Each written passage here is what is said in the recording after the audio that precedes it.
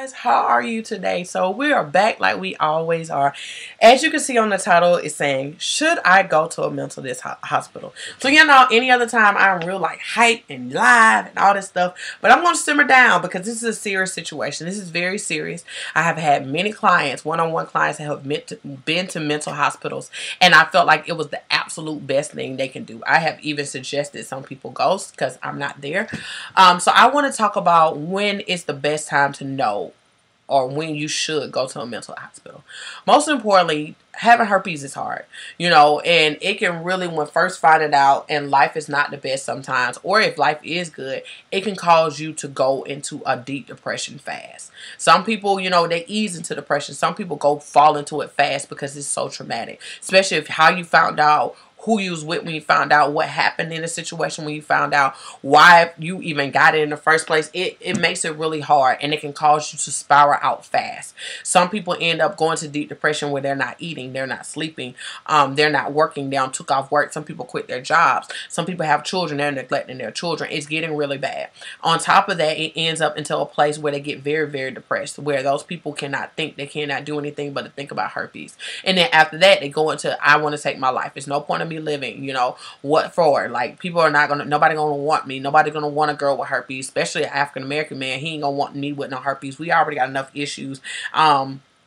My child will be better off without me here because I'm not being a good mom. I'm not being a good dad. Like, I'm so scared I'm going to give it to my child, and I feel like crap if I give it to my child, so I might just end it all. Like, nobody's going to miss me, no way. Like, my family is treating me like crap because I have this. They're treating me like I don't matter. Like, my friends will never understand. Like, I don't want to live in, like, in a bubble. Like, this is not fair, so I don't want to live anymore. And people get to a point where they attempt suicide. Some people get to a point where they're writing the letters. Some people get to a point where they attempt and it didn't happen. So my whole thing is, if you get to this point and you have done things such as you told all your friends and it's still not helping, you don't tell your parents and it's still not helping, you have went to a counselor, it's not helping, you're taking the antidepressants, it's not helping, you have attempted, or you have done everything you can do to do, you have took the baby steps, and those are steps, and they're not working, or you're at a place where you just don't feel like doing that. You have done the suicide hotline and it's not working. And you get to a point where you're like, you know what, I'm so sick of this, I'm going to do it. I'm going to do it. When you get to a place where you feel like life is not living for, and you have done everything you can do, you don't try everything. If you're listening to this video and you haven't even told nobody around you, you need to inbox me. Let's talk first, because you can be in a better stance. But if you have talked to people, you got the support system, you don't did the suicide line, you don't told, you have tried counseling, you don't did all that, you don't want to even take the medicine, you don't did the medicine, it's still not helping you, and you're at this point where you're still at your lowest of low, a mental hospital is not a bad thing. Because sometimes you need to kind of like get out of everything to kind of get all the help you need at once. Now I'm going to tell you, a mental hospital is not what y'all all think it is cracked up to be. You're in there with other people who really do have mental disorders. And you're going to see some things that is mind-blowing. Many of my clients came and they said, I thought I was crazy. I am not. I thought I was losing. I was not. I wanted to leave there so bad, But they're not going to let you leave right off if they still think you're in a place where you're going to hurt yourself. Okay. But if you're at a place where you do believe you're going to hurt yourself, it's nothing wrong with going for a couple of days to get yourself in a better place where you're going to be there with counselors and psychiatrists, and they're going to suggest you medicine, and you're going to be in a place where you can be quiet and kind of just focus on getting yourself in a better stance. Like I said, it's not what you think it is. I don't want y'all going in there like it's going to be this quiet place and it's going to be so great. Like, you're going to see some things, you're going to experience some things. You're going to have people who are going to kind of tell you what to do because they're trying to prevent you from hurting yourself. You're going to have people really in your space and asking you a lot of questions pertaining to trying to help you. They're going to try to pull out information out of you. They're going to ask you the same question. They're going to try to figure out what they can do to assist you. And it can be really fast paced. And you can shut down just because it's too much. But they're here just to see how they can help you and get you into a better place that you can go back into society.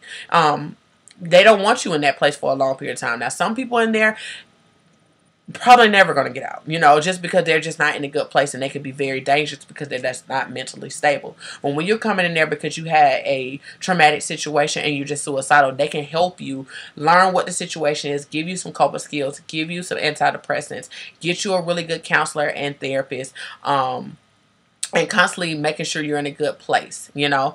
And honestly, if that's where you need to go to get it, then there's nothing wrong with that. I don't want anybody on here thinking it's wrong to go to a mental hospital. It's not. A lot of us are like one thought away, or one emotional away, or one outbreak away from literally just cutting your neck off, like, and slitting up your wrist, or shooting yourself in the head, or running off a cliff. Like, a lot of people are at their wits' end, especially if you're struggling with finances, or you're struggling with your children, or, you know, your children are bad, or your baby daddy is treating you like crap, or you're being beat, or it's so much going on, you know. Even for those individuals who are even having a heart, I would even suggest going, because you're having so much going on with you that you just need a break, you know. And you just like, I am about to crack. And I don't want anybody, if you're at this place where you could be dangerous to other people sometimes, where you can mess around and snap so bad on your children, or snap on your partner, and it causes a trickle down effect, and y'all get into a really bad argument, or y'all get into a really bad fight because you're just not in the right mental space. So I really suggest you guys, if you feel like this is something you need to do, I support you 100%. I support you 100%. If you have children, this is a place where you're going to have to talk to your parents. You're going to have to talk to people you love to support you through this, and say, look, I got to go. And be with me, love on me, and just do what you need to do for my child while I'm gone. And if your children are a little bit of age, you have to explain to them, like, mommy's not in a good space, daddy's not in a good space, and I'm going to be gone for a couple of days, or a week or two, or whatever that treatment may be. I'm going to go gone, but when I come back, I'll be a little bit better than I ever been. And it's important to tell your child what's going on, children, especially if they're a little bit of age. And I'm talking about, like, you know, 7 and up. What's going on, so they just won't understand why mommy and daddy is not there. So you can tell them, just like, you know, mommy's mind is making her feel crazy, or, you know, daddy is just like can't think, and you see daddy's not eating, you see daddy's not sleeping, I'm not feeling good. So I think it's very important that you just make sure you do what is best for you. Make sure you do what's really best for you, okay? Make sure you do what's best for you. You see Junior hating in the back. But make sure you do what's best for you. Make sure, listen to me, make sure you do what's best for you. Don't let nobody talk you out of doing what's best for you. You know what you're feeling. You know what you're feeling. You know what you're thinking. You know the bad thoughts you're having. You know what you're not doing. You know. And if that is what you need to do, if you have done everything, I mean literally put every effort into everything else, it is not working. There's nothing wrong with that. And just remember, when you go in there and come out, that doesn't mean your problem go away. It doesn't mean that it's just going to get better all of a sudden. But you go in to get that proper help you need to come out. Even for counseling, it's nothing wrong with going to counseling. There's nothing wrong with if you want to reach out to me and let me be your coach. But just know you're going to have to do the work. It's just not going to just, I'm going to go in there and they're just going to like literally go in my brain and take away the pain, or they're going to take out the virus. They're not going to do that. They're going to teach you how to cope with it and talk about it and, you know, things of that nature. But if you're not at that place, you know, it's nothing wrong with going in and just like, I don't know what to do, I'm losing it. But you just got to understand, you got to have some fight, and you got to have some effort to even do a little bit of what they're telling you to do. I don't want us to think, you know, going to counseling, going to mental hospitals, that work is not required. It is. It is. It's required regardless of the fact. Even if it's just a little bit, you got to do something. You got to know that you're fighting for yourself and you want it. Okay? So I hope this helped you guys.